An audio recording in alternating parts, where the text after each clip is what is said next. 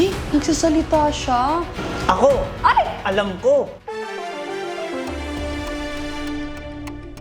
Total na pag-usapan naman natin ang about sa bones, may tanong ako sa inyo. Ano ang pinakamahinang buto sa ating katawan? Ako! Ay! Alam ko! Ay, nagsasalita siya. Pero wait ka lang muna. Bigyan naman natin ng chance yung mga I-believers natin na sumagot.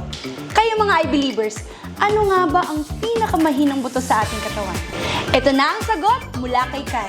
Ang pinakamahinang buto sa katawan natin ay ang clavicle o collarbone. Tama ka dyan! Ayon sa An Academy website, ang collarbone or ang clavicle, ito yung mga kapuso, ang nagdudugtong sa ating katawan at sa ating mga braso. Mahina daw ito kasi manipis, kaya mabilis siyang mabasag. Kaya, ingatan ito! I believe! Alam niyo ba ito? The strongest bone in the body? Guys, nasa I believe kayo! Guys, it's called femur. What is the spelling? F-E-M-U-R.